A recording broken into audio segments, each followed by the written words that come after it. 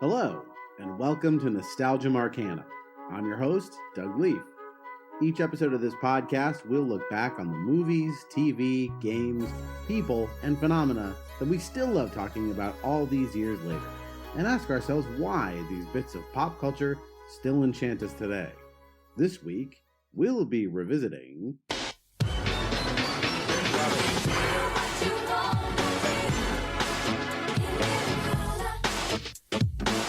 You know what I'm saying?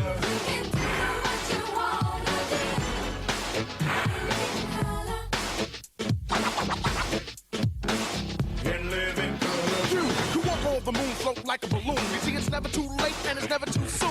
Take it from me, it's alright to be. In living color.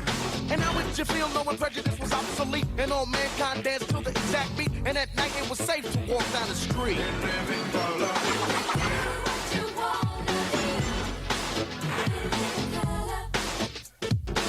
In living color. You can do what you want. In living color. Everybody here is equally kind. In living color.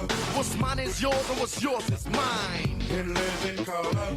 And how would you feel knowing everybody was your friend? From thin to thick and through thick and thin, and egotistical trips was put to an end. In living color. You can do what you wanna do.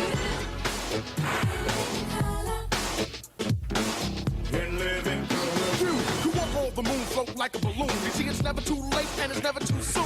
Take it from me, it's alright to be. In living color. And how would you feel knowing prejudice was obsolete and all mankind danced to the exact beat? And at night it was safe to walk down the street. In living color.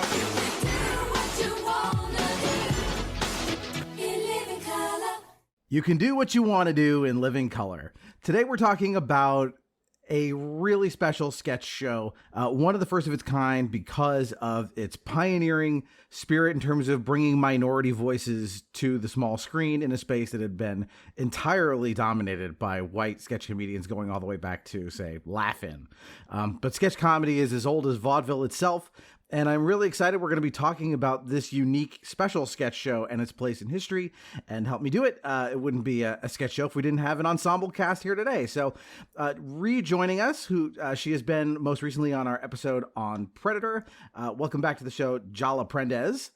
Woo! Woohoo! And also joining us, her husband, Dave Prendes. Hey, everybody. Good to have you guys both on. And for our listeners, you guys are both part of the Fireheart Media network. So why don't you tell our good listeners about the cool things that you guys do? Yeah, so I will let Dave talk first about Monster Dear Monster. Yeah, so I'm one of the main co-hosts of Monster Dear Monster. It's a monster exploration podcast where we take a look at monsters from their folkloric origins to their pop culture incarnations. So something like Dracula, you look at the original Dracula book and then see a movie like Dracula 2000, which is vastly different than the source material. And we just kind of have fun with that and dig in a little bit. And we do some video game stuff too. So most currently we're going back through Elden Ring. Cool. That's right, Shadow of the Erdtree action. I'm up to the final boss on that, which I have realized I will never beat. Yeah, that's probably going to end up being patched if like the history of Elden Ring and patches and stuff are any kind of indication. So yeah, and Dave is also on his show doing some side stuff that isn't monster related. Most recently, he's been doing police story movies featuring Jackie Chan and things like that, and covering stuff that's MDM presents. So that's a lot of fun. As for me, I am on Jala-Chan's Place. It is a bi-weekly show where I alternate between talking about a media and talking about a real-life topic, something real important, like burnout, for example, or neurodiversity, or things like that. So the media kind of goes everywhere. The most recent episode was on the 80s Zelda cartoon in America. And the next one that's coming out is going to be on Lunar, the video game, the first two iterations of a video game, JRPG. So 5 hours of that. It's two episodes, two-parter. So very cool. Well, Jala, we've kicked around a bunch of ideas for you to come back on the show, and this one kind of worked its way to the top. I'm really excited to be talking about In Living Color, but why don't we start with you guys and tell us why are we here talking about In Living Color today? Right. So I pitched it, and the reason why I pitched it is because most people that I know, when they talk about skits and comedy and stuff like that, they talk about Saturday Night Live. I never watched Saturday Night Live. My family never had cable. We never had access to anything, and we just never watched that show. But we did watch In Living Color, and so where everybody else had SNL, I had In Living Color. And so my experience of sketch comedy, that kind of thing, really was from that. And then not only that, but In Living Color was so cool because it was accessible. It was on regular TV at a really good hour on Fox. And it also launched so many different people. J-Lo was one of the fly girls. You had Rosie, what was it? Rosie Lopez was the choreographer. For the Fly Girls. Then you had so many comedians, including Jim Carrey and the Wayans and Jamie Foxx and so many other people who made their start there, really. I mean, they'd been in other stuff, but this is really where they were known. Yeah. And Dave, how about you? Yeah, pretty much the same thing. I grew up in Europe, and we just had like 3 channels on TV. One was the German channel, one was the BBC, and then we had the Dutch channel, and that happened to play a lot of American current content like at 7 o'clock at night. And as a kid, that was my excuse to like beg my parents to let me stay up a little bit longer. And that happened to be, let's watch In Living Color, and we could sit down as a family and watch it. We also, I personally just love spoof kind of comedy. So Naked Gun, that kind of thing. I'm Gonna Get You, Sucker. And this is that. But still being relevant, like very topical at the time to what was going on in popular culture, which gave us a good window because we didn't have like general news to know what was going on stateside. So a lot of stuff would crop up on this, and I'm like, that's just how I knew about Rodney King, and anything else happening was through this lens, which I guess helped to make the current news cycles easier to bear because it's always been comedy to me. Yeah, my experience with this show, I definitely watched it a bunch growing up. As a kid, I was just really into comedy the way other people might get into a band. I just consumed voraciously any comedy I could get my hands on, whether it was comic strips, stand-up, everything. And that included sketch comedy. And so, I mean, I was watching SNL at this time. I wasn't staying up till 11:30 at night because I was too young. But my dad would tape SNL stuff, so we'd watch it the following day on Sunday. That was like a thing we would do. And I would also go back and watch like classic SNL as well. Like I'd still want to see the stuff from like the Bill Murray, Dan Aykroyd era or the Eddie Murphy era of SNL, because it is, I mean, remains the kind of the 900-pound gorilla of sketch comedy. And what was really interesting about In Living Color was that obviously it was on at a much earlier time in the day when I could watch it, and that it was up against arguably the best cast SNL has ever assembled, because this ran from 1990 to 1994. So you're up against the SNL cast that had like Mike Myers and Dana Carvey and Kevin Nealon and Chris Rock and just Adam Sandler, this enormous list of luminaries who also went on to have huge careers afterwards, just like this did. And so it was really cool to kind of get this different sketch show that, although the rough format, other than it being taped and not live, was sort of the same, it had such a different comedic sensibility. And so it was, as part of a person's diet of comedy, it was cool to get like, good, different. I've got enough vitamin SNL. I need something else. And yeah, I just have nothing but fond memories of watching it back in the early 90s. Right. And the thing about it too is that like that sensibility, that type of comedy that In Living Color brings was really revolutionary at the time, because there were basically approved black comedy type things on the air. Like you had like the Cosby Show and things like that were, fairly well inoffensive. But then you had In Living Color, which made fun of everyone. Equal treatment for all people have it. And, instead of SNL, which had a predominantly white cast, you had In Living Color, which was predominantly black cast with just, your token white people in it. So like it's a different turn, it's a different culture, and it really just kind of helped bring like hip hop and Black culture to a more of a more mainstream acceptance overall, I think. So. Yeah, this is also, you mentioned like hip hop. This is like kind of the point at which hip hop really started to break into the mainstream a lot more. I mean, you kind of had acts like Run DMC and stuff in the 80s, and you're starting to transition to like, your Dr. Dre's and Snoop Dogg's and stuff in the early 90s where this is coming out. And like the early 90s to me are almost like a distinct decade unto themselves in terms of like media and style and music and everything else. Like you look at what like the kind of the bright color schemes of this and what people are wearing, and it's like this only existed between 1989 and 1992. Like everything changed after that to kind of a more homogenous sense of the 90s. But yeah, Dave, tell me a little bit about more like your you mentioned watching this in Europe. Like what was this like? Were there other kids you grew up with that were also watching it? Like how did they relate to it?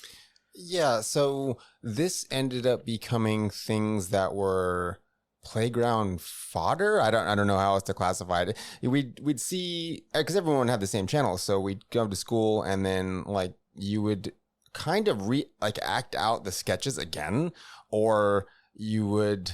I know I had my own. I'm gonna be just Fire Marshal Bill, and I'm just gonna walk around with my lip tucked up and try to be Fire Marshal Bill for far too long, probably.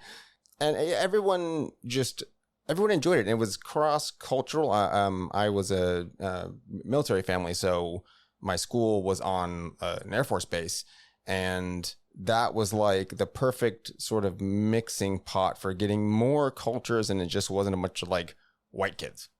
And that being the case, more people would find this funny than I think not. Whereas SNL, its audience is separate. Like not everyone loves SNL. And I think that kind of comedy, just going back to rewatch some of the episodes in preparation for this, by and large, like 75 to 95% of it, like, oh, it still hits. This is still funny. Whereas if I tried to go back and like, this stuck with me. Things like The Simpsons, while that may be a perennial classic, I fell off like after season 2. Something like Family Guy or American Dad, any of the stuff that kind of like early 2000s, it doesn't age as well because it's only digging into like current pop culture and nothing else, and through a very specific lens. This is dealing with issues that like still exist, and you can watch it and go like, hey, it's been over 20 years and stuff still sucks for a lot of folks. And what's nice is the humor, with a few exceptions, doesn't punch down. It punches like laterally and then up. A lot of it's up at like, what's the systems that are causing these situations that we have to find funny because otherwise you're crying. And you can look at that, and then it's something that builds empathy for like anyone watching this, and you can relate to these characters one way or the other. Like you're either the one like being made fun of, or you're laughing along with the joke. And as Jala said, the jokes are like everyone's being made fun of at some point. Like the rotating cast gets their turn to be like the boxer and the punching bag. And I think that speaks really well because you have a small core cast and some guest stars, but it's not like SNL where they kind of cater around a guest star per that night. Yeah, as I was watching this, I had the same kind of note to myself, which was, it's not nearly as topical as SNL is. SNL is, by its design, trying to, capture, what happened this week. And they do plenty of sketches that are, evergreen. Chris Farley living in a van down by the river is still funny and has nothing to do with the time that it came out. But just in terms of averages, like, yeah, In Living Color is far less topical in terms of individual events, but it still is satirical in terms of problems in society that, as you said, have not gone away. And so those sketches still work. There are some sketches that did not age well, and we'll talk about them. But overall, it has remained more evergreen because of that. Yeah, which is surprising because it's only a 4-year run, or 5 years technically, and that's a small space to have such a large impact on pop culture. When I was a kid, I was like, my sister would always be Homie the Clown and just find a reason to beat me with something, you know, inside of a sock.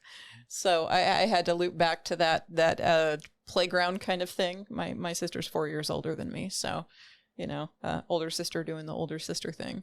But yeah, it's interesting because for me, I grew up in a very, like, I've always been in a mixed culture neighborhood. Like, I always lived in a place that just has a whole bunch of different types of folks. And so I actually found myself being really uncomfortable trying to watch if I saw a snippet of Saturday Night Live because it's all mostly white people. I felt really uncomfortable. And I also, like, because I was, 10 when this first came out? No, 1990. So I was 8 when it first came out. So, you know, when I'm 8 years old, I'm not avidly watching the news or anything like that. I'm aware of some things, but not to the same degree. So something like SNL just didn't appeal to me the same way as something like this, where it's like, I can understand the humor when they're talking about, you know, like they have the skits of, "Hey, man." Will the clerk of the court read the charges? The People versus Beverly Traps soliciting for prostitution. Is the counsel for defense present? I'm here, Your Honor. Then is the prosecutor present? I am, Your Honor. Wait a minute, you're the judge and the prosecutor? That's right, I'm also the night court judge, the circuit judge, the tennis court judge, the judge, the star search, a good judge of character, and the understudy for Judge Reinhold. It's the most ridiculous thing I've ever heard. I'll be the judge of that. Mr. Prosecutor, call your first witness. I call my semi-lazical, hardly got 6 jobs son, Byron, to the stand. Hurry up, Rasta boy, you slow as the sap on a coconut tree.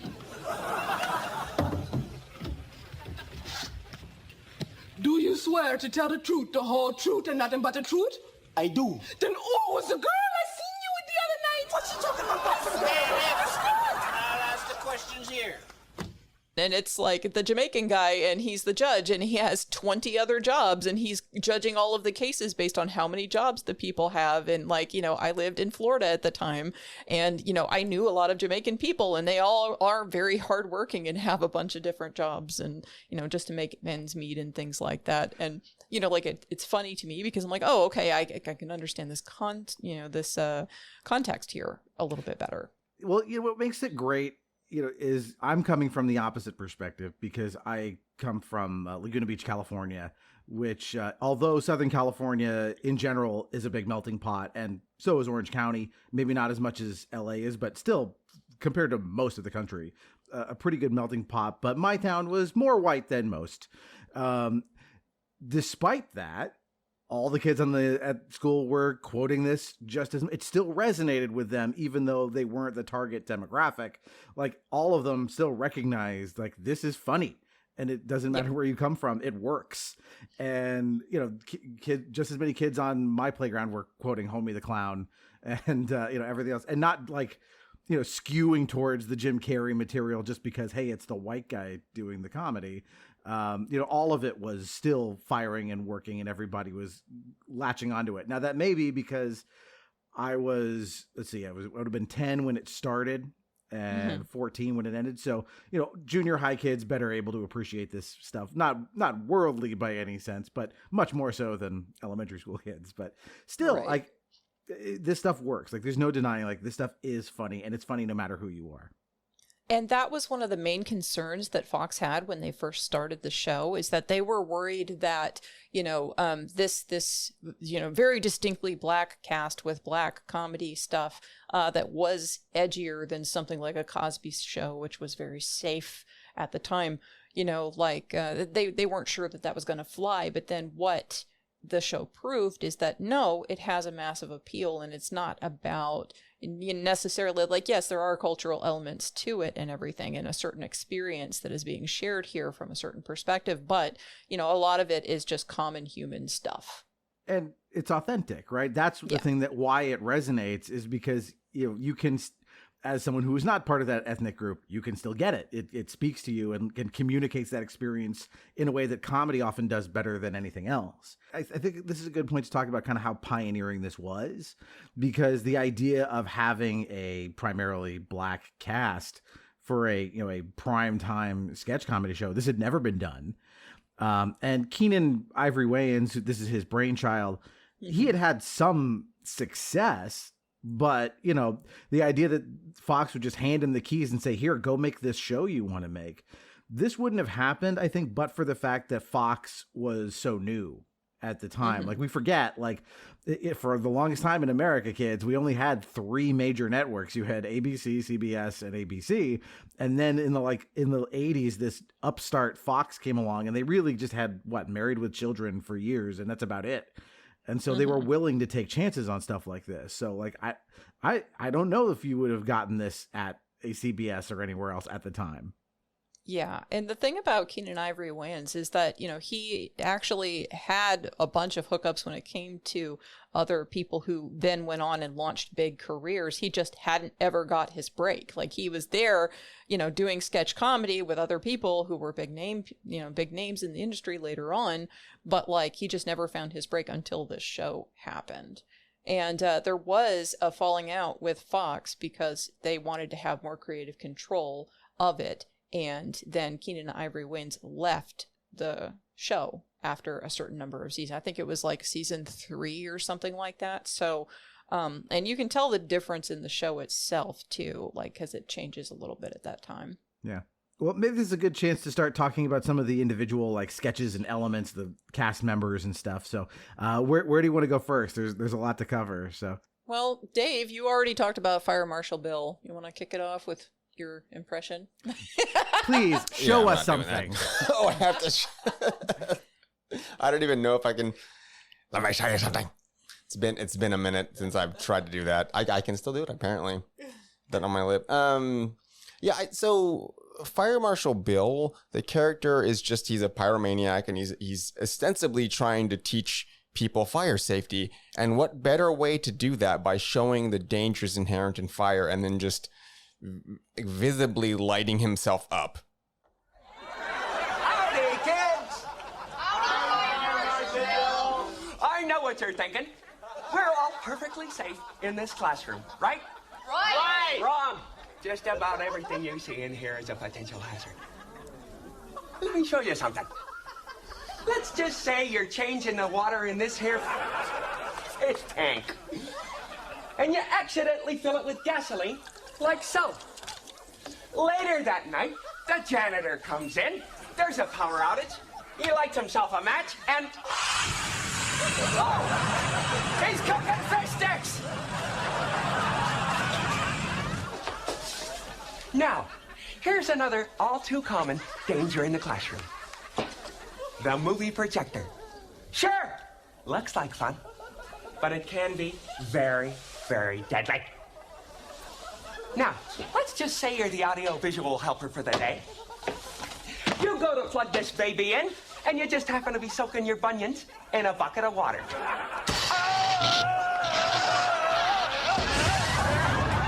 my gosh, I hope he's okay. Never better. And exploding and just smoldering in a classroom in front of kids. It has that raw element that the show is not, it's unflinching in its humor. And some of the blows may be a little softer, but by and large, a lot of the characters are, so it helps that they are based by and large off of people that the actors know or that they've known in their past. And they took those things and satirized it or just used that to have a good time. But grounding these characters in real people means that, when they're playing through a skit, it's far more relatable because the chances are you probably know someone that's kind of like this, just maybe not turned up to 11. And that goes to, let's see, there's Calhoun Tubbs. He is a lovely little gentleman that will sing you the blues. And he has No song longer than 13 seconds, and it's usually a scathing indictment of someone's moral character after they've died. You know, Fatback wanted this to be a joyous occasion.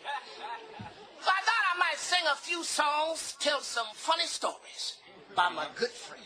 Come on. Now y'all know Fatback love him some catfish. I say, Fatback love him some catfish. You know the only thing he loved more than some of that channel cat was that little baby girl child. Lord, that girl could cook. Oh, you know, she cooked him some catfish for him the day he died. Wrote a song about it, like here it goes. Fatback choked on a catfish. That stupid girl fed him the bone. Now you bear in mind, all right. Now you know, all his life, Fatback only loved it one woman. You know, he once said to me that she was the only thing that made his life worthwhile. Wrote a song about it, like here it goes. Fatback had another girl in Louisiana. His wife ain't never know.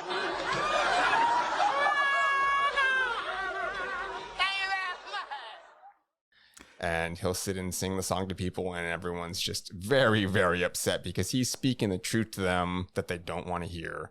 And what better vehicle than music to do that?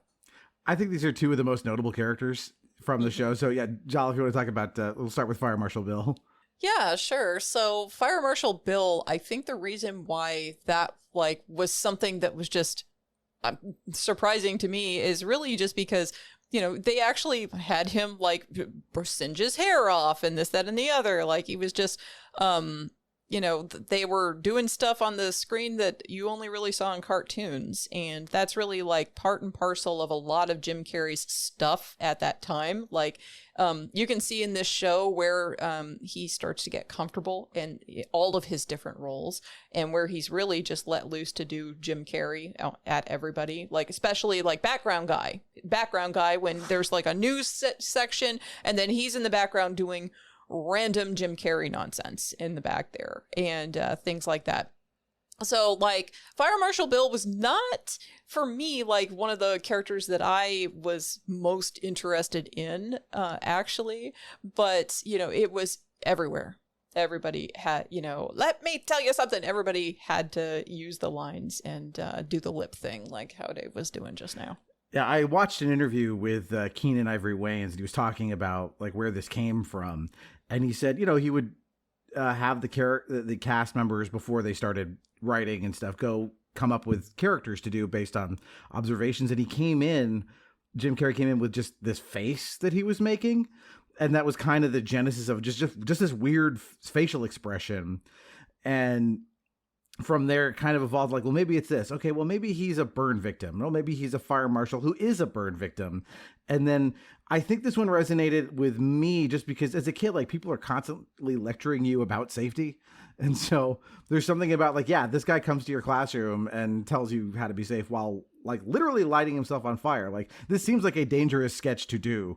And Jim Carrey is just, I mean, what can you say about a guy like that? He's a force of nature comedically. He had already had a decent career up to this point doing stand-up, doing impressions. He had done some movies. This is where I first kind of saw him as a kid. But he's really unleashed on this show because it lets him do super broad, weird characters that you wouldn't be able to do in any other format. So that this perfectly set him up for the film career he would have in the 90s, starting with Ace Ventura. And I would be remiss, speaking of which, of his film career, Fire Marshal Bill does make a cameo appearance in Liar Liar. There is a shot near the very end of the movie where Jim Carrey is, it's not his protagonist from the movie. It's they're talking to Carrie Elwes, or one of the other characters is the primary focus. So there's just a bunch of crowd. It's a crowd of people in the background, and one of them is Jim Carrey as Fire Marshal Bill. You can Google up the shot and find it. It's funny. Oh, that's pretty great. Yeah. So definitely having, because you're right, like there were a lot of those PSA things that were like, don't do drugs and this, that, and the other after like every cartoon, especially because of the war on drugs and DARE program and all of this other mess. So like you also had all the safety, like there were little cartoons, commercials too, that were trying to show you all the safety tips too, that they would run during the time when kids would come home and watch TV. So yeah, like there was quite a lot. And really just, I will show you, like, do what I say, not as I do, you know, like that whole thing. Like this is kind of underlining that in a way, but taking it to a real big extreme. Yeah, and I was going to mention that we are the generation of like the DARE kids that just were inundated with this and had programs and people that would come to your class and then do these giant lectures. And I think secretly all of us were like, are they going to light themselves on fire? That'd be way cooler than this boring. They just gave us a t-shirt. This is bogus. Yeah. But additionally, there's another character it's a one-off by Keenan Ivory Wayans, and it's a riff on Stand and Deliver, I believe, with Edward James Olmos. So he's a principal that is sent in to like rehabilitate this school, and he's a hardliner. He's like coming in and he's carrying a baseball bat as like intimidation, and it's a vocational beauty school. Ma, do you know what they say about you out there? Huh? Greasehead, do you know what they say about you? They say that the reason you're in a beauty school is because you're too stupid to go to a regular school. I happen to think they're right. But when I'm through with you, you'll be the smartest dumb people out there. What do you want, ugly? I don't want to go. Come with me, boy. Come here. Now, what makes you think you can be a beautician? Huh? What makes you think you can give beauty tips to somebody? Look at yourself. You're ugly, boy. Is your parents ugly? Yeah. Well, you're going to grow up to look just like them. If you got ugly parents, you might as well just jump out the window. You use chemicals in your hair? No. Do you use chemicals in your hair? Yeah. Now you got a bad perm and you're ugly. The world's going to get another ugly boy with a bad perm. Just go on and jump, son. Okay. And what are you all looking at? Huh? Let me hear the school song. Let me hear the school song now. We don't have a school song. You don't have one? No. Then make one up. Farewell for Beauty Academy. You can do better than that. I said Wilford Beauty Academy. Wilford Beauty Academy. Academy. Yes, indeed. And he's just like digging into all the kids and making David Alan Grier like jump out a window. He's like, you're ugly, aren't you? And he's like, yeah, I'm ugly. He's like, you should just jump out the window. It's like, so some of the humor's okay, that was a little mean. And then then Jim Carrey shows up and he's like, oh yeah, sorry, you were supposed to go to this other like high school that's in like the Bronx or something. And he's like, you're not supposed to be at this beauty school terrorizing these kids. But then the kids are like, no one's being a hardliner on us. And how can we get anything done without this kind of motivation, even though they're all cowering in the corner? So it's that other side of taking something that's in the popular culture, spinning it a little just to kind of show that, yeah, it's a thing and tough love can work, but not. It's so silly. But just watching that again, I was like, okay, that reminds me of three different, like I want to say it's with Treat Williams, and he goes, the Substitute.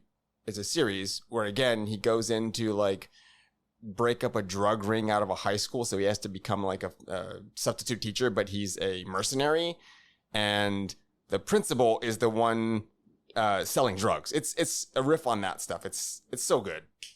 This just reminds me, Jala, we need to set up an episode on Kindergarten Cop to continue our Schwarzenegger streak. Yay! Yes. So, yeah. So to talk about some of the other skits, say for example, there's the Benita Buttrell. That's the nosy neighbor lady who likes to gossip a lot. Well, look at here if it ain't Gretchen Kabunki. Hey, girl, I don't know why you here. You in perfect health.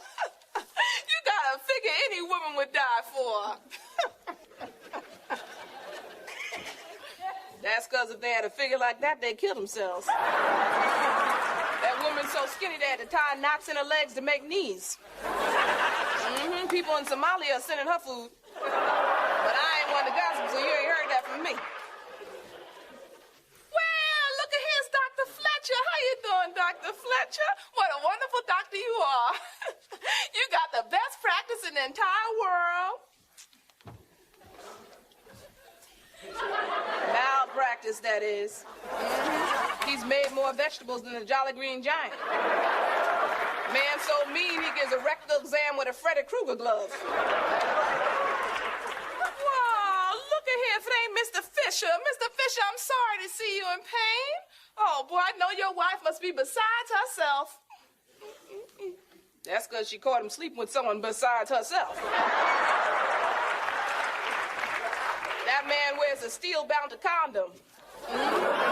Last time she caught him cheating, she messed up his face so bad it looked like you ought to dip some Doritos in it. And she just turns to the camera and she's talking directly to the audience. And then she acts like she's responding to questions every once in a while. And then she's like, but I don't like to gossip, so you didn't hear that from me. And that's like her main line. And that's very funny because, when I was 8 or something, I would always just, hear all the adults gossiping about whatever was going on. And I'm just like, this is exactly the same thing that they're more or less saying, just not as cutthroat, right? And that definitely was one that I really enjoyed as well because, she was just telling it like it is or whatever. So I like that one. I wanted to just double back to Calhoun Tubbs for just a minute. Oh, yeah. We didn't even go. Mm-hmm. So I know he's based on like real life blues artists and stuff, but the first sketch that I was able to find, and I think this might be the first one he appeared in, is a sketch where David Alan Grier does the entire thing as a monologue. It's just him. There's no one else. And he's talking to camera. And it's really kind of impressive that he has to, set himself up for these jokes. And I don't know if he did this improvisationally. This is where this started. But yeah, as you said, Dave, like the bit is always he's prompted for something and he says, oh, I got a song about it. Kind of like it. Like to hear it go. And he, again, sings a 13-second blues song. Yeah, there's definitely ones where he's at a funeral. The song is hypercritical of the deceased. There's some where like I think he's talking to children, and there's one where like the kid says like I want to be famous when I grow up, and so the song is about this little shit thinks he's gonna be famous. It's always, as you said, it's mean spirited and really funny, but also like kind of grounded in this weird blues tradition. Like it's a really interesting. Like, I think it's one of my favorite characters from the show because it kind of amalgamates all these different like comedy concepts into one like ball of a bit. Yeah. Well, I just like that you listen to it and you're going like, that's a messed up situation. That's probably true. Maybe. Can't tell. Everyone's very upset at this. So as a kid watching that going like, oh man, he's just telling them like it is. And then watching it back again, I'm like, no, maybe he's just a terrible person. And he just wants to sing the blues, I guess, to alleviate his own self-destruction. I'm not sure where that sits on that scale. I think it's column A, column B. Yeah, I can't tell if he's trying to be mean-spirited or he's just oblivious. Either way, it's funny. He may be oblivious and then he's just speaking it as he sees it. And that just happens to be mean because he shows up where there's trouble had been had. Yeah. We should talk about Homie the Clown. Yeah, so the thing about Homie the Clown that I think of right off the bat is that I was listening to a little bit of Homie Don't Play That, which is a book about the In Living Color show that I unfortunately didn't hear about or know existed until like half an hour before recording, but I listened real quick and I skimmed real quick through the ebook version of it to like the first several chapters. And one of the things that was mentioned is that all the Wayans lived together in, like the projects basically. And this housing development area, and they were in there with a bunch of other minority groups, like Puerto Ricans and Irish people, and then Black people all living together in these close quarters and coming to blows and things.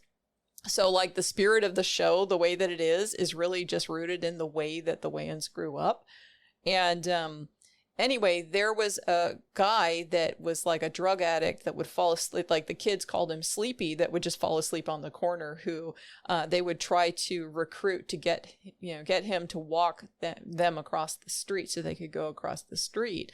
And he would fall asleep in the middle of walking across the street because he was so addled. And so that's not exactly Homie the Clown's thing, because Homie the Clown is like a drunk whose wife left him, who did whatever, and like he's just like, just trying to make ends meet, and he's kind of a deadbeat, and he's also bitter. And I believe he's on like parole or something. Yeah. He's on parole is part of it. Yeah. So he's also an ex-convict and all different kinds of stuff. And he's somehow been given the job of being a clown. Alright, children. My name is Homie D. Clown. Yeah! Here, Mr. Clown, it's the apple for you. Oh, isn't that sweet? Look, children, an apple for the teacher. In other words, you trying to win my affection and become the teacher's pet, ain't you?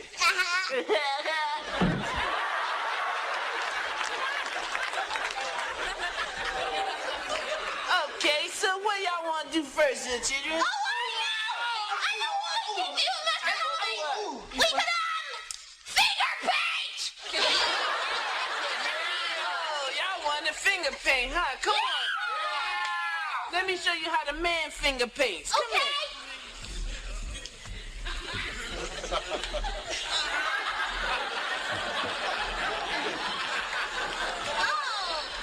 There you go. That's not very pretty.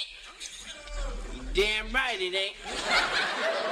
By the looks of your face, neither is your mama. Now sit down.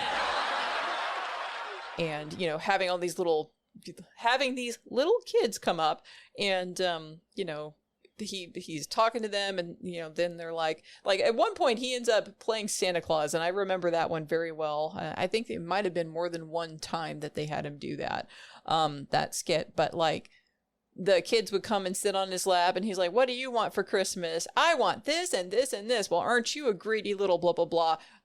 I don't think so, And he would just hit the kids with like a tennis ball and a sock and say, I don't think so. Homie, don't play that, because he's Homie the Clown.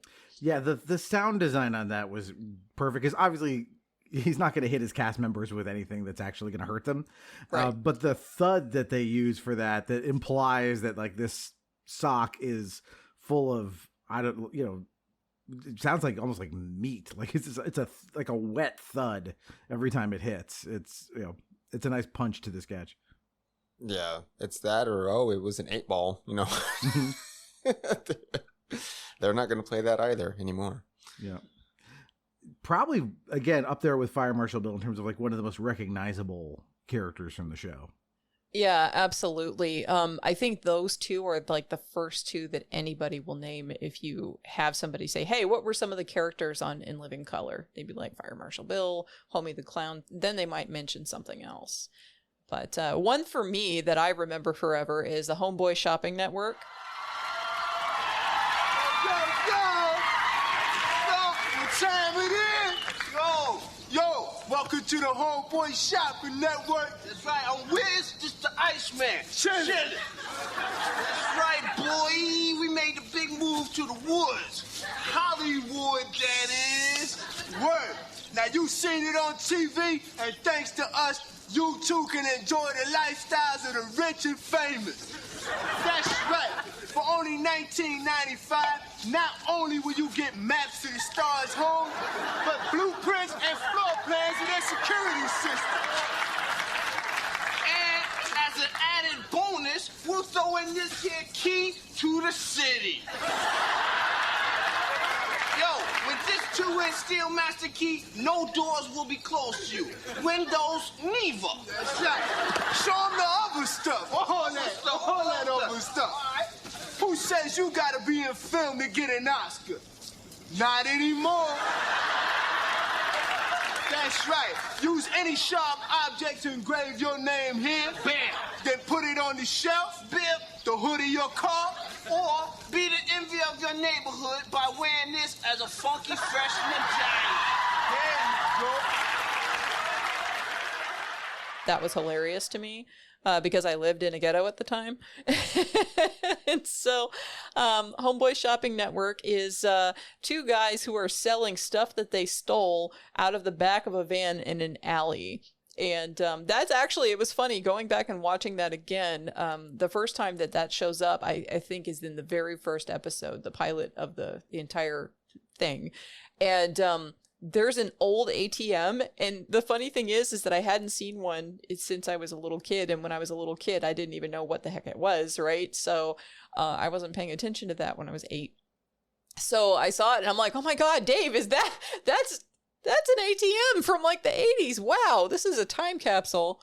That particular sketch and a few of the ones we watched from the first episode were things that on this watch, as a 40-something-year-old person, going, oh, I thought this stuff was funny because people were laughing sometimes, and then watching now, oh, I didn't have the context for all of these things, particularly because I didn't grow up in the States, so some of the stuff was lost on me. Or so in the back of that truck, they were selling a TV set from a motel. And I didn't realize that the stand it was on was a motel stand because there was a Bible in the drawer. That had no context for me. I didn't know. I had nothing to go, oh, that's from a motel. That's what you find in a motel. So I just thought it was funny because of the sketch, and watching it now, oh, okay, hang on. I need to watch more of these again with like adult eyes to see this and go, why when they did this, is it actually funny? Right, that one in particular, like they say, oh yeah, and if you act now, if you call now, then we'll throw in these Gideon Bibles for free. And, like I knew what the Gideon Bibles were because I was, in the States. And so we had stayed in a motel, and I had asked, what is this thing? Who are the Gideons? And I'd already gone through the whole thing and figured out what that was by that age. So I actually got that one, but there were things that, like when you're watching it now as an adult, you're like, oh, wow, that's cool to have more context for it than just the bit you can pick up, without having the full breadth. This reminds me of another sketch too, which is Anton. I'm doing an expose on the streets. Oh, an expose? Well, I happen to expose myself on several streets. No. See, I'd like to spend a night with you.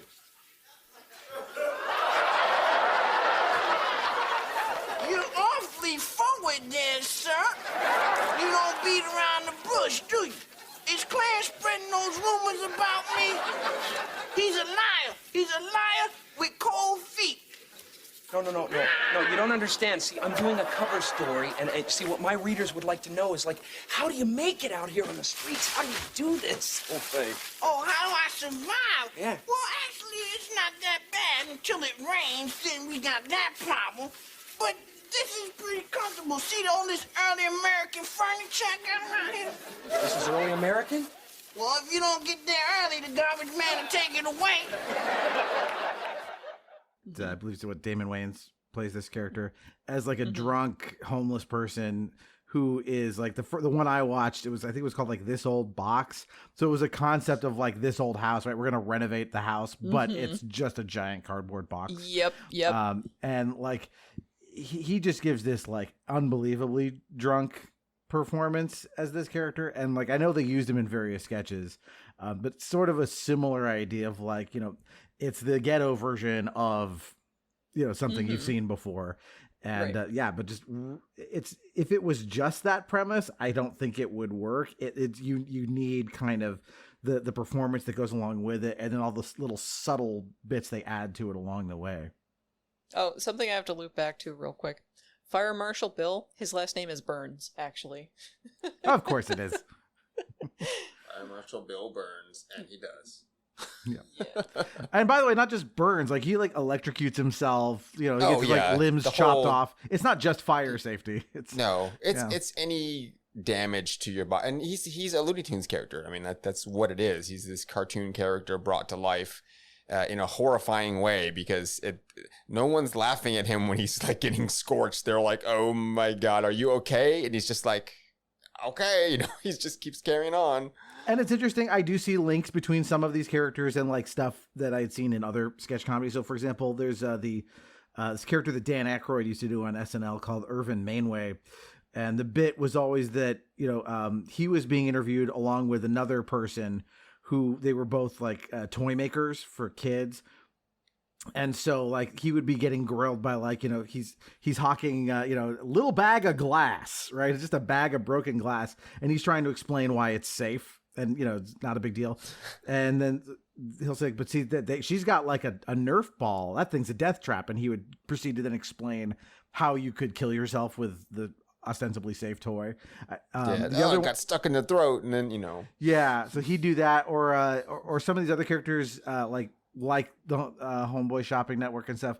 I think there's a little bit of some shared DNA with Mr. Robinson's Neighborhood that Eddie Murphy used to do on SNL. So like you can see their inspirations, and like but this is like in a way for most of these things like a slightly more intense version of it. They're like, Fox is going to let us get away with this version.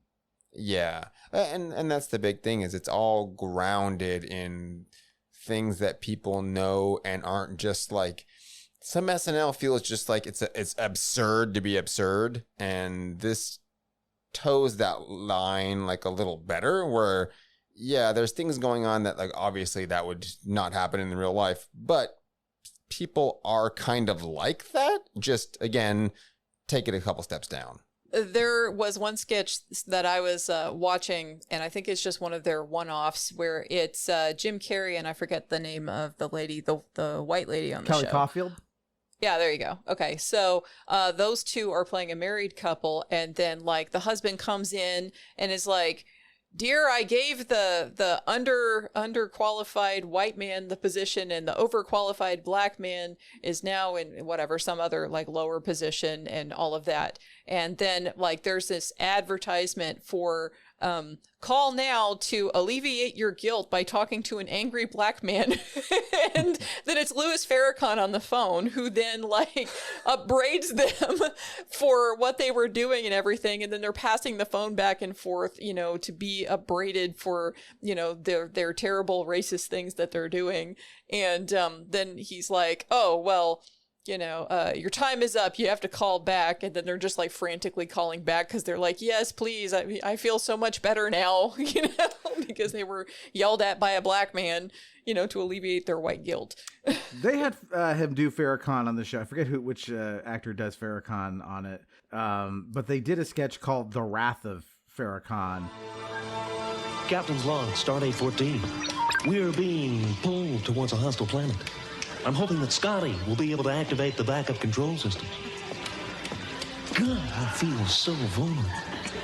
Captain, I'm picking up some strange signals. Something about intergalactic oppressors, sir. Captain, intruders are approaching the bridge, sir. Who are you? I am the Minister Louis Farrakhan.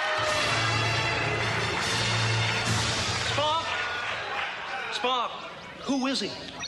A former Calypso singer, Captain, who later became leader of a 20th century African-American religious sect known as the Nation of Islam. You like to buy some incense? Bean pie, my brother? No, thank you. What do you want? I've come to warn your crew. Warn your crew of their enslavement. Enslavement? Aboard this vessel. That's poppycock. These people are perfectly free to do anything they like. It is that same lie that kept Elvis the king, that made that poor child LaToya Jackson think she could sing. It is that same lie that's got white boys rapping and the fat boys acting. Hey, mister, you can't come in here and talk to me like that. Uhura, get me Starfleet Command. Yes, Captain. Oh, my Nubian princess, how long have you placed his cause? I watch the show every week, and all I see is the back of your nappy wig.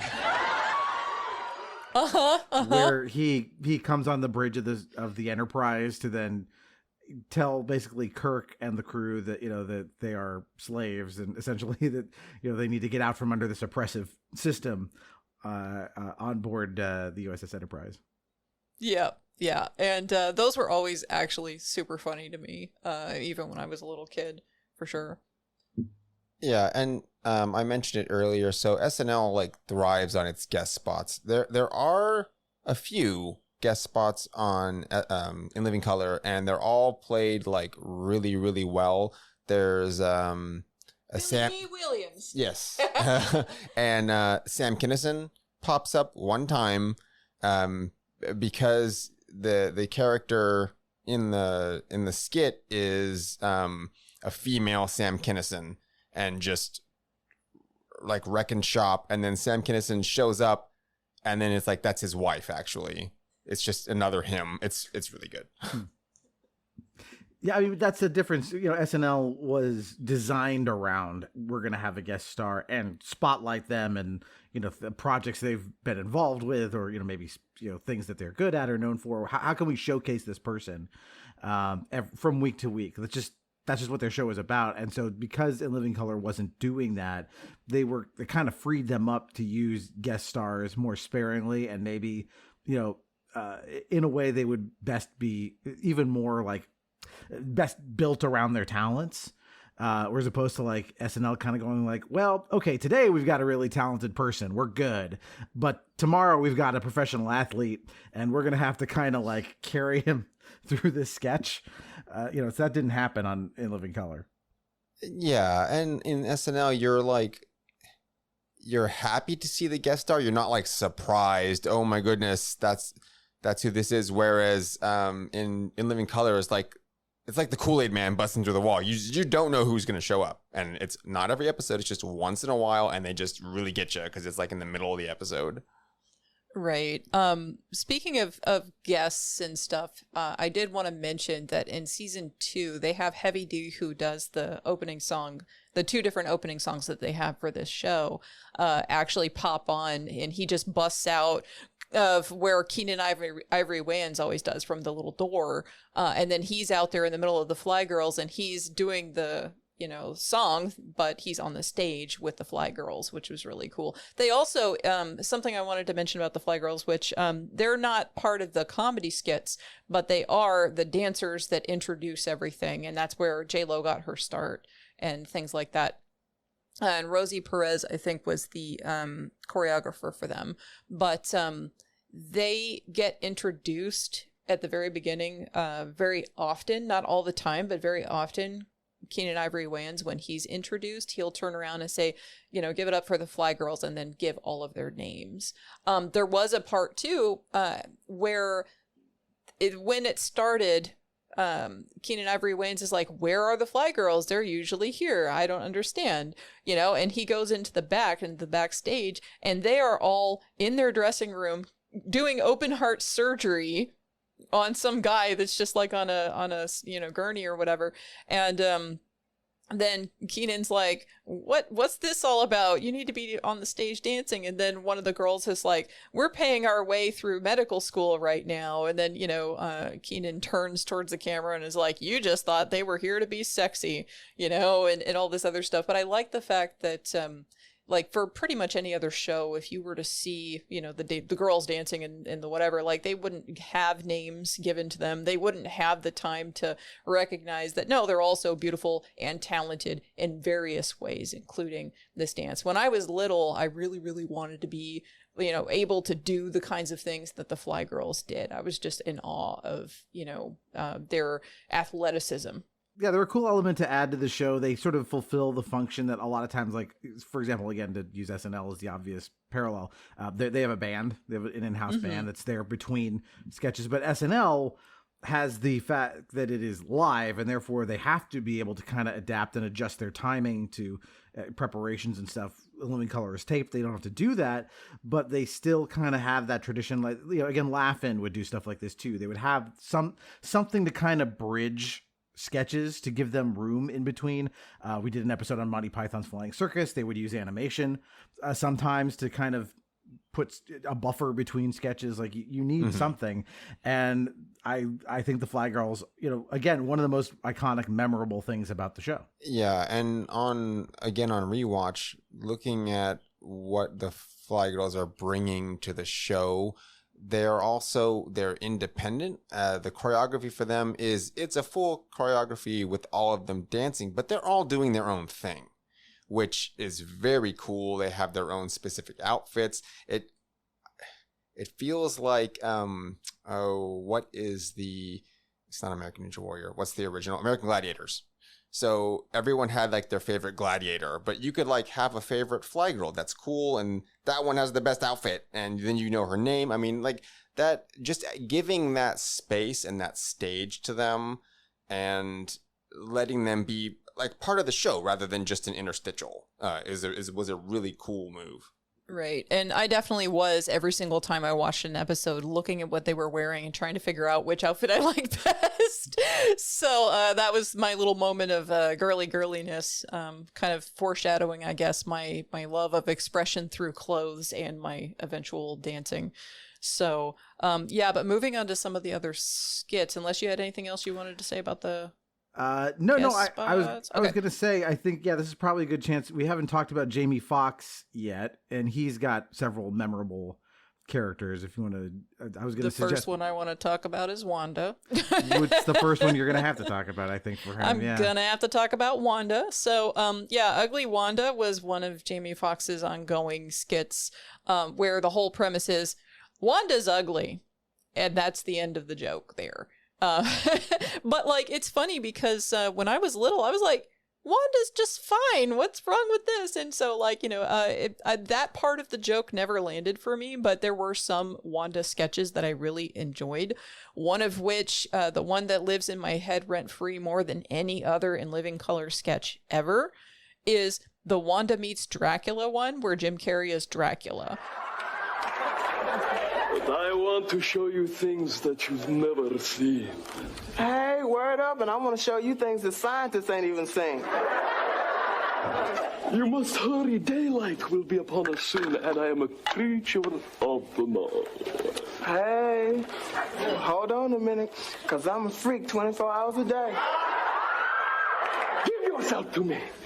By the crack of dawn, and we shall rule the underworld. I must drink of your essence. Hey, word up. Then grab a straw, because you finna drink it up. Clap on. What's wrong with you? By the beard of Satan, it's Beelzebub himself. Clap off. Wait a minute. You said you had crossed the seas and all that kind of stuff. Clap on. I didn't know I was going to find land ho. Clap off. Wait a minute. Who you calling a hoe? Clap on. First of all, I don't need no Eddie Monster looking with the Widow Peak fake, wearing funky breaths, breathing, coming into my window when you weren't even invited with them random old tie clothes, looking like Pee Wee Herman, like he was on crack. White boy telling me that I don't look good.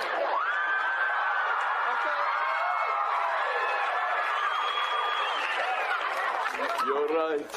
I'm not good enough for you. Hey, where you going?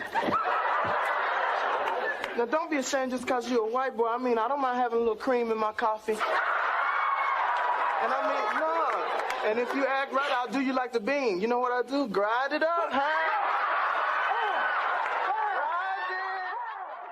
And that is absolutely hilarious to me. And it's also, so when I'm on the level, Duck feeds the level, and we are talking about the video games we have been playing recently. It is called The Grind.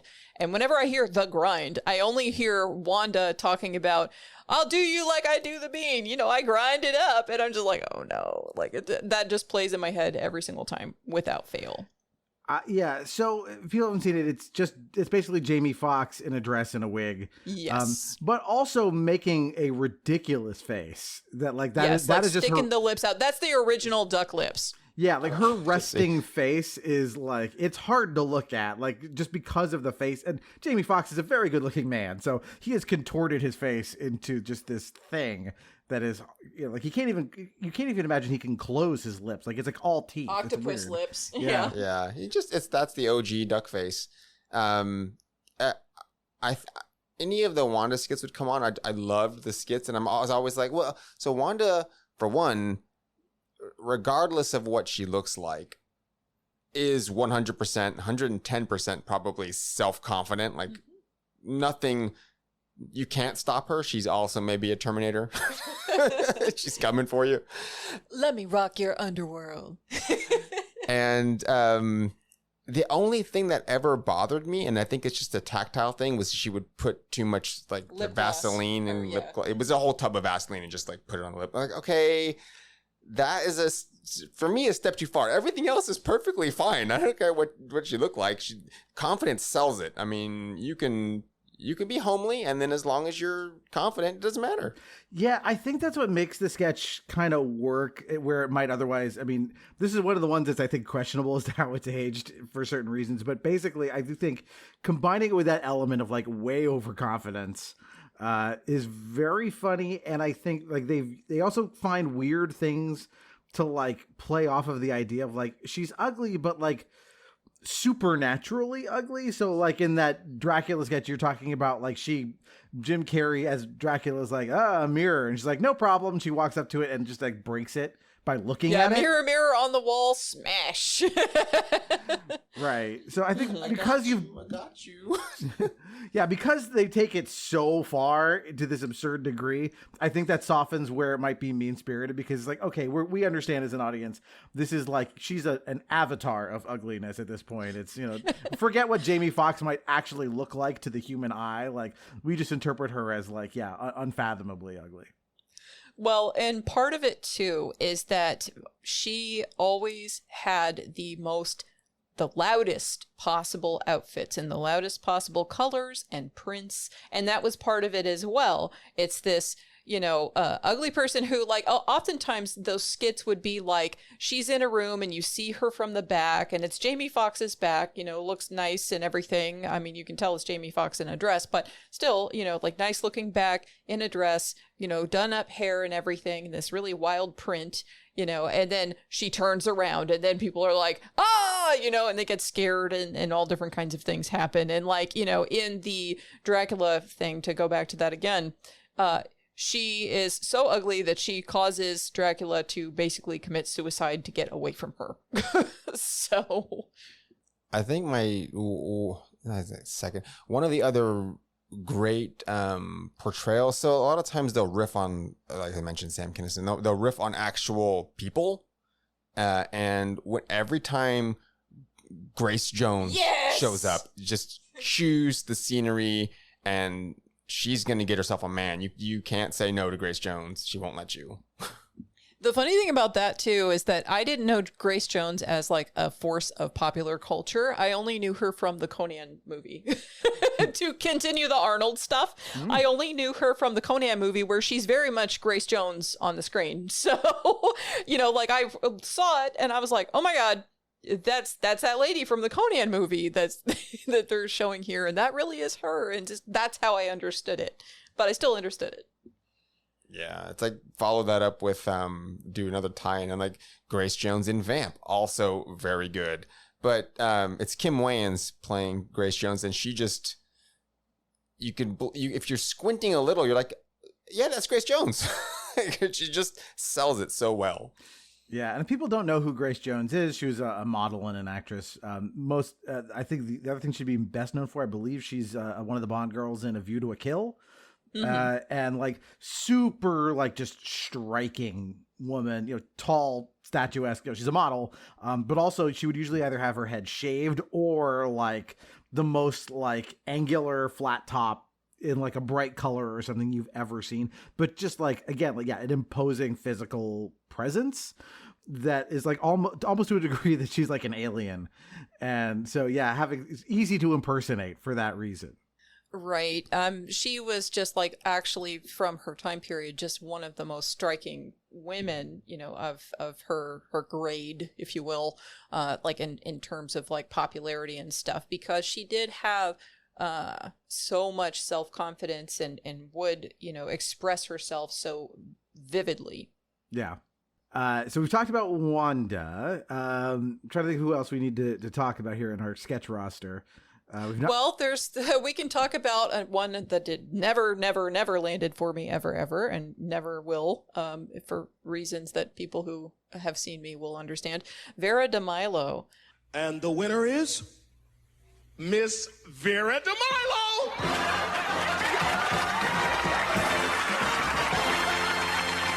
Congratulations on a great victory for you, Princess.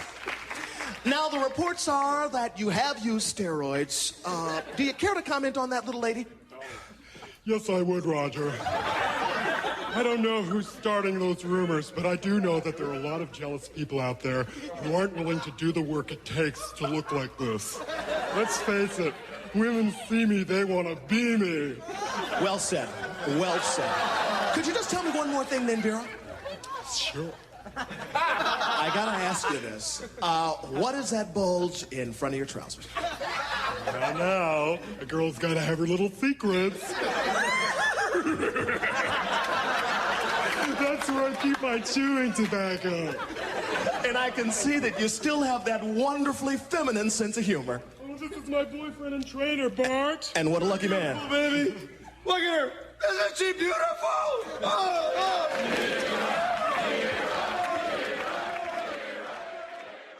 Jim Carrey's muscular woman. I'd who forgotten is about a this fitness one. instructor. Yes. Pigtails, has like a horse laugh, and he does a mouth and everything. And remember, at this time in the early 90s, super thin, heroin chic kind of thing is in.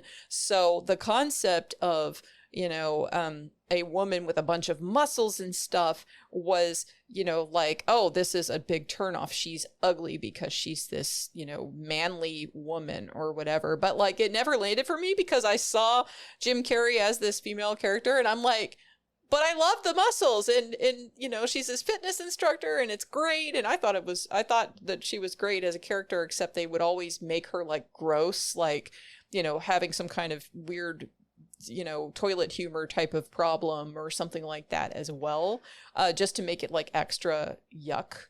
And it's funny because then later on I would turn into a muscle-bound personal trainer myself. So a little bit of foreshadowing there. What did you think about Vera DeMilo, Dave?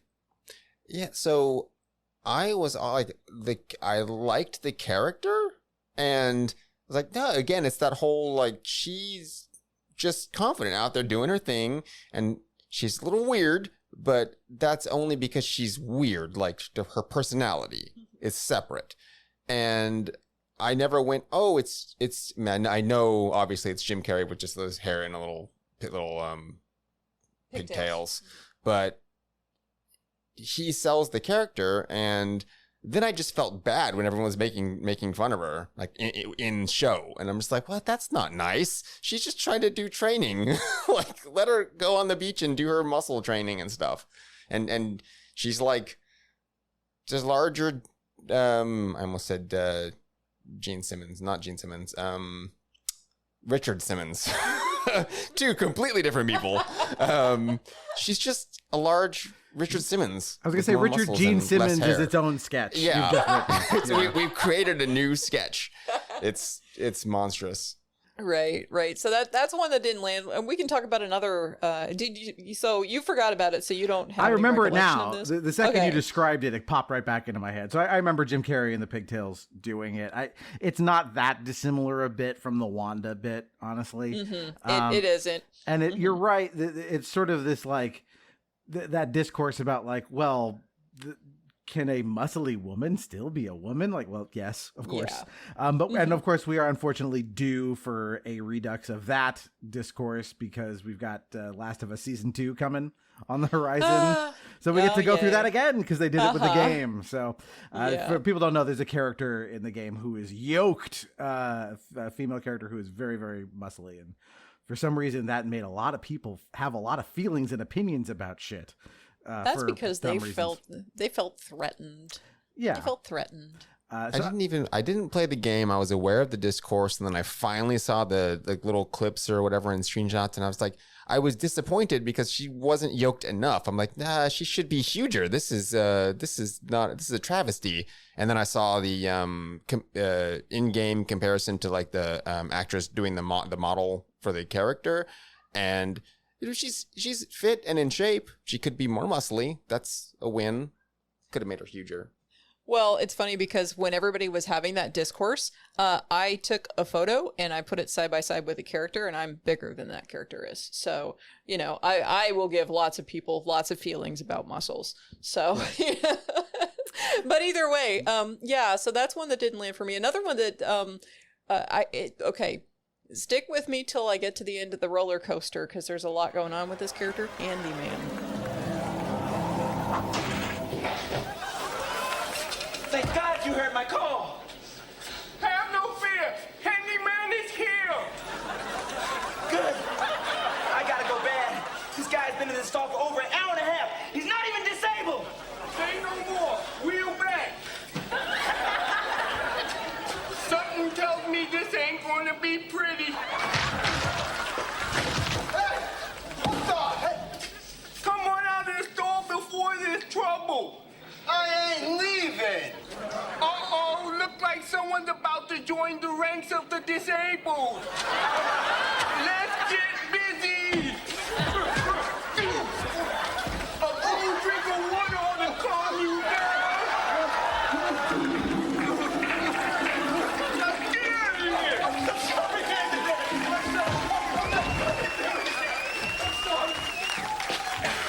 you saved the day. The physically challenged have been needing a hero, and you're it. Thank you, Handyman. That's okay, son. And remember, never underestimate the powers of the handicapped.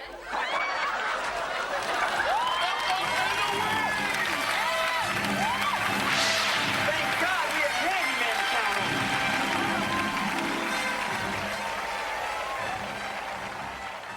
I figured we'd have to talk about Handyman. We have to talk about Handyman. The Americans with Disabilities Act stuff, like there was a lot of stuff going on at that time about like the hiring and equal opportunity and stuff like that. That was all in the news. And so they made the basically the Disabled Justice League, like there were a bunch of them, and then Handyman was like their leader in place of a Superman character. Now, Handyman as a character is not made fun of. Like he has superpowers and he saves the day, but it's usually like, stopping the people from robbing the March of Dimes or something like that, like, or stop them from using the handy or the disabled stall in the bathroom and things like that. The word handicapped at that time was still generally acceptable. I don't know how it landed for disabled folks at the time, but it is out of favor at this time. So I'm trying to switch from the sketch. You got to convert in my head 1991 to convert 1990 to 2024 talk. So like, but what I did find out is that Damon Wayans does have a clubfoot, or did. He was born with a clubfoot, and so the limp that he affects there, like it was fixed with surgeries and a special shoe and all this other mess. But he was bullied as a child for having this. So, depending upon how you define disability, he could have been considered as a disabled person for when he was having, these issues and was treated as such. So, that limp that he affects when he is in the handyman stage is probably like referencing back to his own experience with the clubfoot thing. Now, all the rest of his made up, I don't know what his disability is supposed to be. Seems like some kind of palsy, but who knows? But in either case, like this character is again just saving the day, but on like a very specifically for the disabled community scale. But just like because it was portrayed by somebody who, if you looked at him, you would not know that he had a clubfoot and all of that. Never sat well with me at the time, and still doesn't sit well with me now, even if he may have had some experience that relates to a disabled experience. But at the same time, like when I watch some of those skits again, they're not making fun of him. But it's just everything's on its own little scale, and it's just like a superhero for the disabled community who is himself disabled. You know, like the idea isn't a bad idea, but, you know, like at the same time, they have a limited cast. These people are playing whatever gender, they're playing whatever representation. So, you know, we'll also have this come back when we talk about another skit, the Men On skit. But what do you have to say about Handyman, Dave? It's a character. Like, if you look at the character just himself, he's not made fun of again in the show. In fact, everyone thanks Handyman. Like, thank you, Handyman. He saves the day. He doesn't, like, because of his situation, he's still fully able to do his crime fighting job. Like, that's not stopping him. So if you take it on its face value, I don't think the skit itself is like, as they repeated, the character and the situations, they don't age well, but I think that they weren't again punching down. They're not like making fun of anyone. They're just taking situations and going, the stuff that the villains are doing is petty or it's dumb, but it's that's not good. So it's taking a look at this and going, hey, the state of accommodations for folks and for disabilities is not acceptable. And something needs to be done about that. We don't have a superhero to come through and represent. There's no representation for disabled folks. And it's hard enough these days, and let alone back in the early 90s. Like, it's an afterthought, barely. I think that character probably had the ability to be a representational thing for people to go, okay, I can empathize with this character, or they may have had disabilities themselves and go, look, even having this, you can still be like a superhero. So it's a positive character and a positive sketches. The issue is, again, the actor not actually at the time being disabled. So therein is like the issue. Mostly, I don't know. I'm not disabled, so I can't say one way or the other. We're not to judge on that. Other than to go, probably shouldn't have that character. Right. I feel like just from my acquaintanceship with other folks who are disabled, I feel like they would not like those sketches at all. But again, like, this is an able-bodied individual, non-disabled person who is making a sketch about a disabled hero for the disabled community, dealing with disabled problems that people who are non-disabled are not helping with. Like, it's going to have its own little spin, and it's going to be a problematic kind of situation because it's not written by the population that it's supposed to be catering towards. So we'll have similar problem when we talk about the Men On sketches. Yeah. So that's the Siskel and Ebert knockoff, where it's two flamboyantly gay men. Then there's Pretty Woman. Hated it. This one should have been called A Fish Called Julia. Ooh. Next, Eddie Murphy was back in another 48 hours. Mm-hmm. I'm sorry, this movie just got off on the wrong track. I feel that they should have spent more time where the real story is, in the prisons. I'd like to see more about them old sweaty men's all together in them tiny little cells with no one to turn to but each other's. Ooh, drop this. I get it.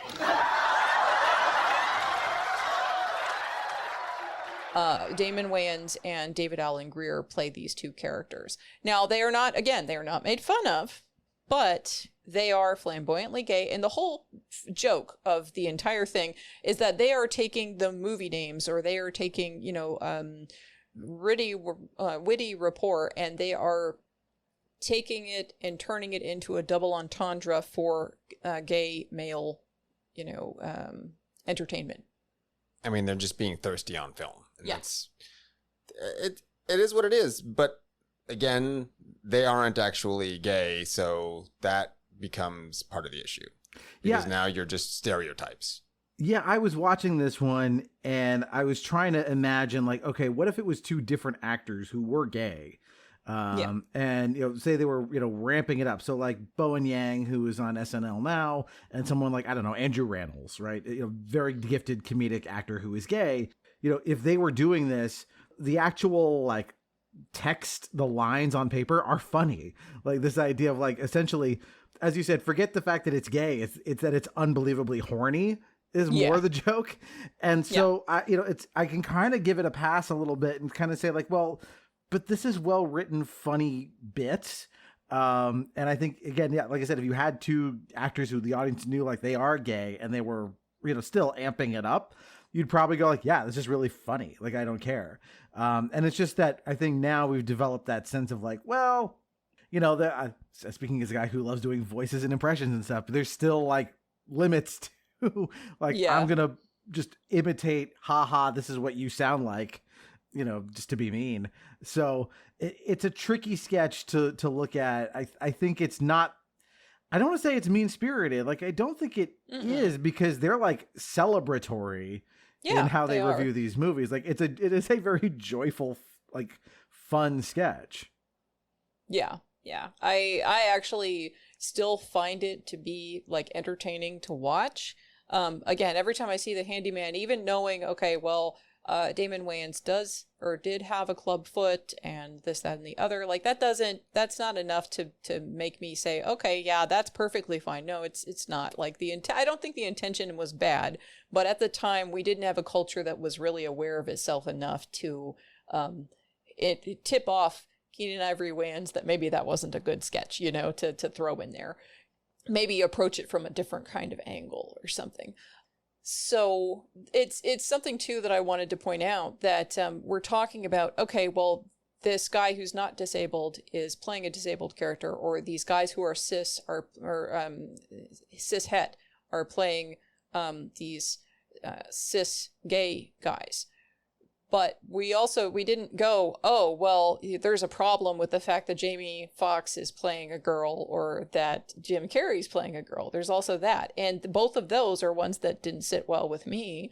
And they're playing females, and they are not themselves women. And they are making fun of different types of women, who exist in the world. Yeah. And so... it's just about like where our society is right now, and like, where the society was at the time is definitely not where it's at now. This was given a pass in its day and age, even though it never did sit with me well, any of these sketches we just mentioned. These are the most problematic, I think. I don't think there's any other ones that are really questionable with like the really bad aging as these are. I was just going to say it sits sort of in the same space, not those particular sketches in particular, but with Jamie Foxx and Jim Carrey. When you go back a little earlier and go to Twin Peaks, you have David Duchovny playing a trans woman in that, and there's nothing wrong with the portrayal, but it's that David Duchovny wasn't a trans woman when that could have been a space for a trans woman to play something in a high profile role. Society in Hollywood wouldn't, I don't think, put up with that at that time, because that was like late 80s. But those are things to be mindful of when you go back and bring past pop culture forward and try to look at like the value of it as it exists, and still remember to go, okay, what was the context at the time? What was going on? And just because something was acceptable at that time, does that still have to be that way? No, of course not. And people could and should have maybe known better. But you can't go back and change it. And at least in the specific case of In Living Color, these things aren't being done in a mean-spirited way. And for me, that's what lets me go back and continue to watch it, and then by and large not really feel bad about it. But no, it's well written, it's well acted, everyone's clearly having fun doing these, and it's a great show. And there's unfortunately there's only a few seasons of it, but what we have is all quality. Yeah, I mean, In Living Color is a show that came at kind of an interesting inflection point in terms of like how our society was progressing towards where it is now. So like we've been talking a little bit about these sketches that don't age well because they, you know, questions about how these would be seen in terms of their tolerance towards certain marginalized groups. On the other hand, it's in the show's DNA. This is a show created by a marginalized group to service a marginalized group, right? So obviously their intentions are good. And you look at like how sitcoms and stuff developed through the 90s, and you get like, you know, the running jokes in like, you know, Seinfeld, you know, that so-and-so is gay. Not that there's anything wrong with that. And you get to, you know, shows like Ellen, where it becomes a big deal that Ellen DeGeneres' character, and in real life, comes out of the closet. The 90s are where you start to see like modern concepts of tolerance really start to become more mainstream. And so it's interesting to look at, you know, kind of where in Living Color sits in the timeline for some of these sketches that we're debating. Like, well, there's good aspects to a sketch like Handyman, but also things about it that would make it, you know, not palatable today. Right. Well, it's also important to remember that during this time is when the term PC, politically correct, came out in the first place.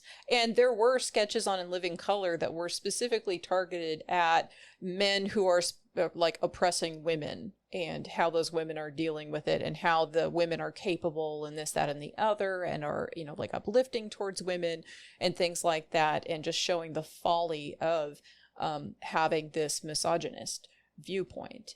And so, you know, like they address it in a bunch of different ways. And it, like, I didn't watch all 5 seasons over again, but it's kind of my impression that they probably during this time retired Handyman out of the running, and maybe there wasn't any Handyman come season 5 or whatever, but you know, I might be wrong there.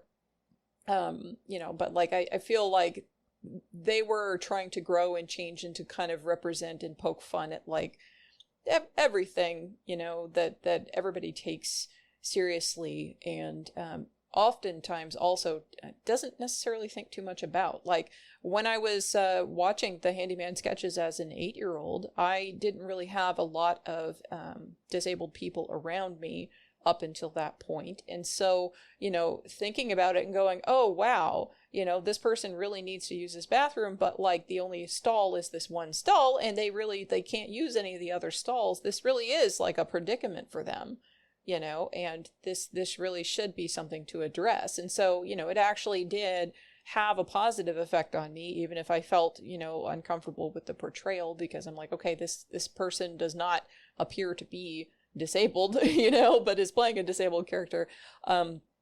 At the same time, it did have like a positive effect of making me feel, like Dave said earlier, more empathetic towards a group of people that I didn't have that much contact with at that time. Something that I did want to mention to kind of shift it a little bit is the music video parodies. Do you guys remember those? Not off the top of my head. You'll have to refresh my memory. MC Hammer dancing in his hammer pants and then getting stuck in them and falling off the stage.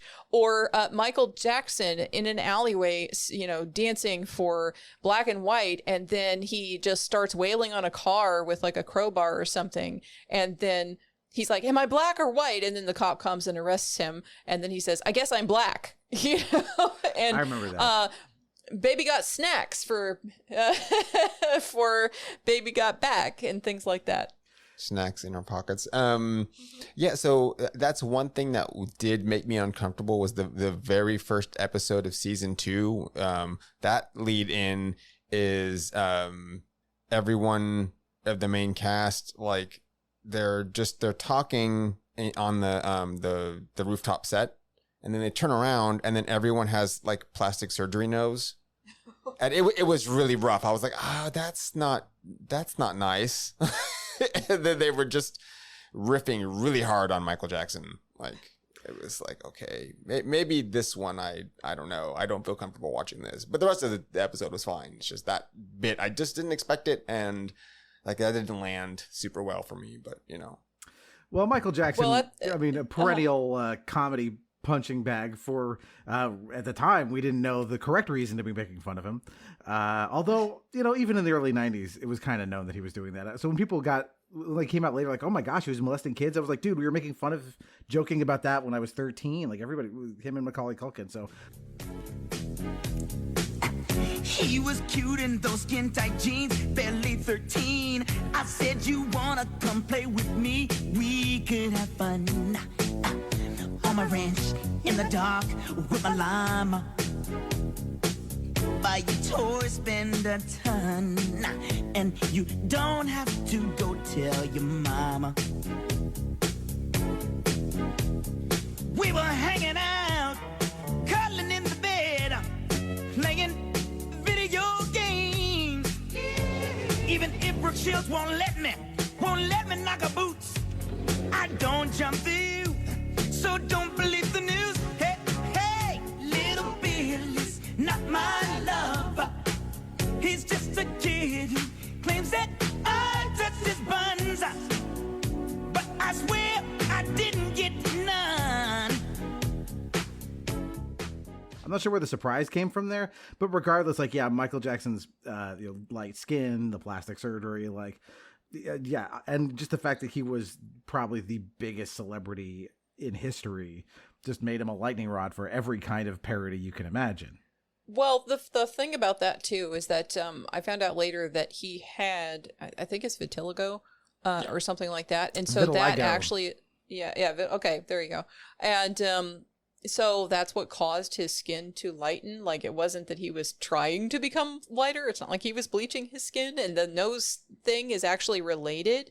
It's because of that, but also he was bullied by his father when he was younger for having too big of a nose as well. So, like, he had a lot of trauma around his nose to begin with, but then with his condition, that also caused him to do some more stuff. But that wasn't, like, I don't think that was known publicly at that time, but I might be wrong there. I remember a joke on The Critic where they made fun of that, where Jay Sherman, by the way, I'm at human Jay Sherman on Twitter just because I look like John Lovitz and sound kind of like John Lovitz, and fairly John Lovitz-y in all of my habits. But there was a bit where he was trying to explain why he's so fat, and he says, well, I have a terrible disease that causes these fatty patches to build up on my skin, so I have to eat more to fill in the patches.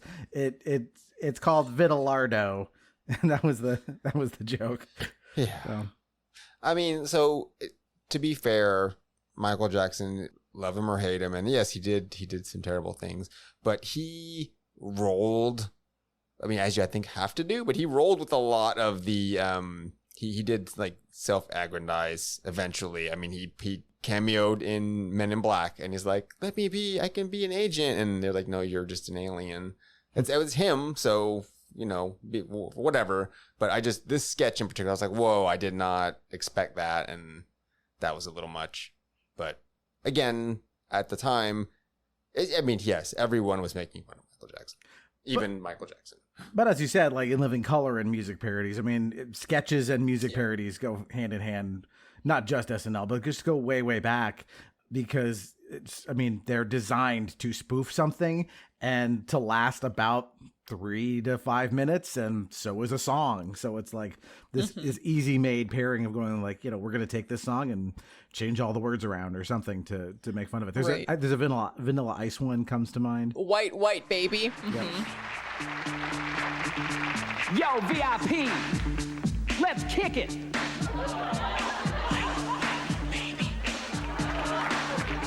All right, stop. While I do up my laces, this kind of thing happens every show. Yo, I gotta learn how to tie a bow. What's your real name? Robert Van Winkle. Why did you change Nothing rhymes with Winkle. Pump, pump, pump. Oh, yeah. I'm white, and I'm capitalizing on a trend that's currently rising. Mix it with Curly and Larry and Moe. Whoop, whoop, whoop, whoop, whoop. Hey, yo! When's it gonna stop? Maybe never. I become richer with every endeavor. I'm living large and my bank is stupid, cause I just listen to real rap and stupid. He's white, baby. So very white, baby. Extremely white, baby.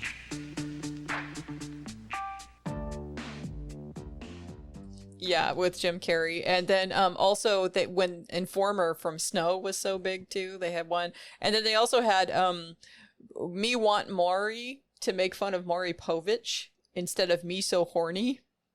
So like they did a few, like several different ones that they had every once in a while pop out.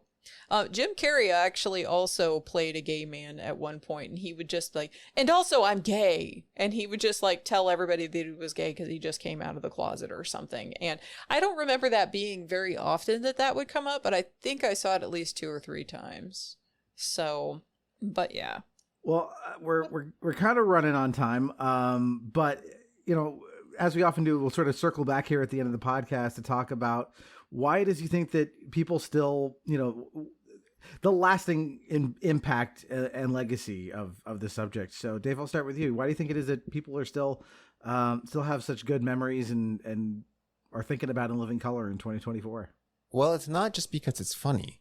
It's that big concept of the show being real, talking about problems in society, and again, those problems didn't get better. A lot of them got worse, to be honest, over the years. So you can look at this, and it's like a little flashpoint and going, aha, you know, 30 years ago, this was an issue. Then you can look at the news or just look around you and go, actually, okay, wait. The housing issue, all these are still problems, and it's evergreen. Yeah. So we didn't solve these things, but in Living Color, it's shown a light on a lot of that, and made that mainstream enough for people to be understandable of other folks' problems, because a lot of times that was just like shuffled off to the side, or these are marginalized groups, these are minorities, and their problems are their own, even though that everyone else is the one that made that an issue in the first place. But putting these things in mind for people that are in a position to do something about it helps make this show just stay current. Like, again, I watched this, and aside from a couple references of, unfortunately, sometimes it's the people that they're lambasting have passed away. It's just the nature of time moving on. But that aside, like, almost everything just really hits the mark. I can watch it and I can say I still think this is funny. And in fact, it's probably funnier because now I'm an adult and I can appreciate like the writing and the wit that went into this versus just an instinctual reaction because other people think it's funny. Like, oh, that must be a funny thing too. Jala? Yeah, so for me, I'd say that this really, just for the Black community itself specifically, shown a light on it in a way that people who didn't have as much contact with that culture could, you know, have a little bit of a window in and see what things are concerning to them, kind of like how Dave was saying. But it also, the show launched a whole bunch of people's careers. It also made more common, like the Black overseen, Black represented, you know, like full Black cast comedy, you know, like made that more of a thing where you would see, you know, like Kings of Comedy and stuff like that show up later on, and so many other just like shows showcasing Black performers. And so like this really just put that out there for a lot of folks. And like I was saying, I mean, like, even though I lived in a, you know, I've always lived in like a mixed culture area myself. And, you know, I am Cuban. I am a light-skinned Cuban, but I am a Cuban. So, like, I am from a minority group. So I understand some of the things that are being addressed here because, especially when I was younger, I had a lot darker skin. So, you know, I got flack from white people for being Hispanic, and I wasn't Hispanic enough for the Hispanics. And so, like, you know, I got to you know, relate to the show on a personal level myself in a way that sticks with me. So overall, it just also just, because so many people watched this when they were young, they were able to, you know, get that kind of exposure to other cultures and other ideas that they wouldn't have had if they weren't watching the show. So, you know, I think it was really influential for the fact that, you know, it was just this kind of flagship of the beginning of like a bunch of multicultural comedy and stuff. And we're still fighting that fight to get more representation out there for all different kinds of folks out there in media. But, you know, like the pool is now a lot larger and, you know, the industry's changed quite a bit. But at this time, it was just historical, really. I mean, in Living Color, like, ran so the movie White Chicks Could Fly. We would have never had that classic without this. Well, I do think there is a lot of minority-led comedy we would not have gotten without this. I mean, you wouldn't have had, you know, Key and Peele. You wouldn't have had, as you said, the Kings of Comedy. You know, so many other things that it wouldn't exist without this. It really was pioneering in that way. And I think, you know, when you're a minority, there's just something powerful about seeing some other member of your group trailblaze, especially if it's in a field that you're interested in. So I would imagine I can't imagine there is a Black person working in comedy today that doesn't owe some kind of a debt to have, whether they watched it themselves or because of just the doors that the Wayans were able to open by doing this. You know, they paved that way. But I also think it comes down to, as cool as all of that is, and as all the societal stuff around the show is awesome and important, I think it comes down to the individual talent of the people involved. They're just naturally funny people, and they got so lucky that, you know, one, the entire Wayans family is funny, that they got, you know, they're all in there, and it wasn't just nepotism. They're all very talented. And then everybody else you get in there. Yeah. Again, the David Allen Greer's, Jamie Foxx, and as he's credited, James Carey. Yeah. That eventually changes in some of the later seasons, but the first couple, at least, he was James Carey. Yeah. I saw him once briefly.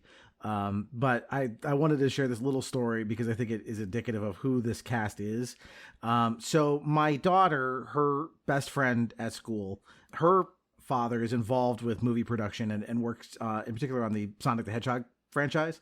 And they were kind enough to invite us. They had a screening of Sonic 2 before the movie came out. And this wasn't like the night, the premiere, but it was like for friends and family of the cast and people in the production. So they were kind enough to invite us. Their daughter would have her best friend there. So I accompanied her to that. And so we all sat down in the theater to watch the screening. And, you know, everybody had kind of already sat down with their little bags of popcorn and stuff, and in walks Jim Carrey, who, he was like one of the few people standing at that moment, and also he's, you know, 9.5 feet tall, so he's noticeable.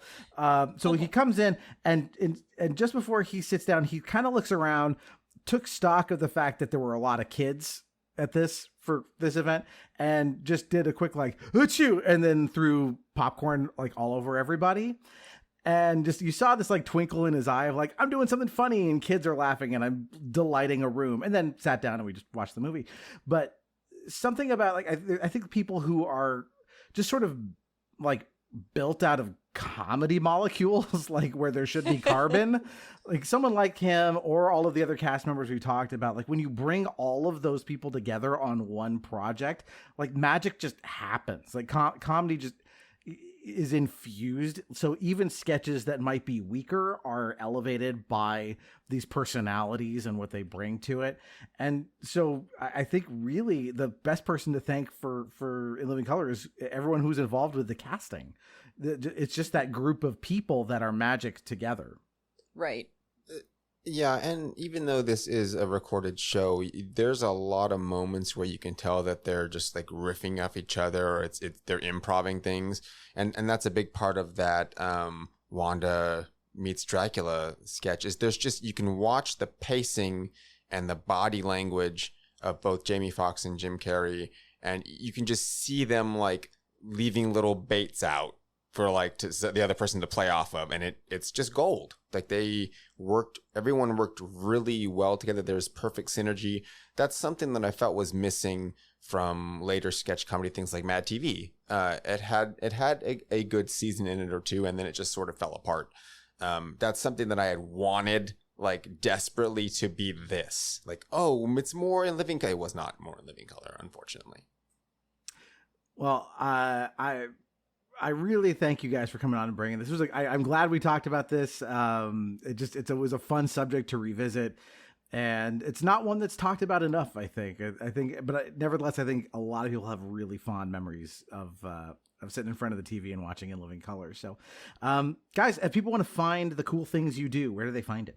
Well, you can find my podcast, Monster Dear Monster, at monsterdear.monster. Makes that real easy. And Jala.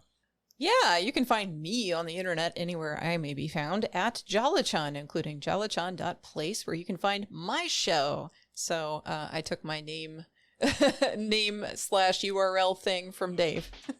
There you go. If you want to find stuff about this show, just Google Nostalgia Arcanum. Nothing else is spelled that way. You'll find it on all of the social media places on Facebook and Twitter and Threads, Instagram and BlueSky, and a little bit on TikTok. This is where I normally talk about what we've done most recently and what's coming up. I'm recording this far in advance, so I'm a little shaky on that, but I believe the episode you just heard was about George Carlin.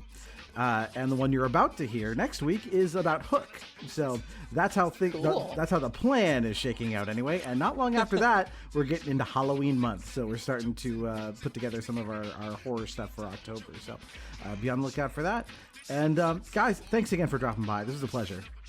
Yes, thank you so much for having me again. This was a great time. I'm glad I was able to fit it into my schedule. I rushed home after work just to make it for this one. Well, thanks again to both of you guys. It's always a delight talking to you. So until next time, that is one more entry in the Nostalgia Arcanum.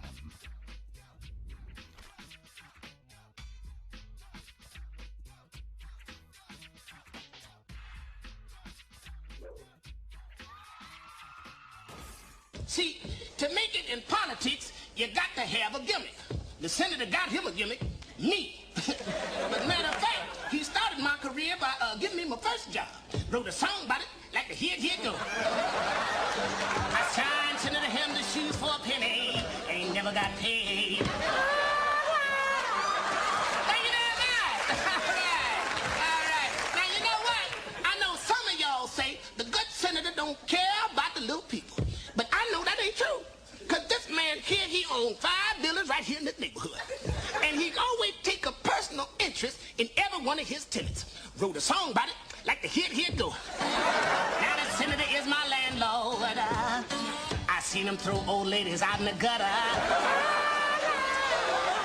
Thank you very much. All right. But look here, you know what? I always tell the little babies, stay off the junk and you go far. See, that's what's so amazing about this man right here.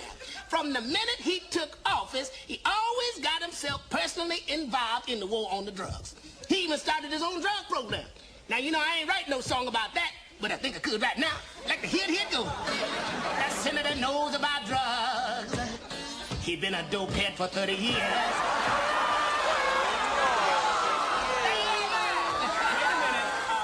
Does not affect my decision making in any way. Now, you know what? Now, I know some of y'all done heard them nasty rumors about the senator running around with other women. But I'm here to tell you, now I know for a fact that ain't true. That is not true. That senator would never touch no female. Wrote a song about it, like the here go. That senator don't fool around with no women. He prefers men who dress in leather.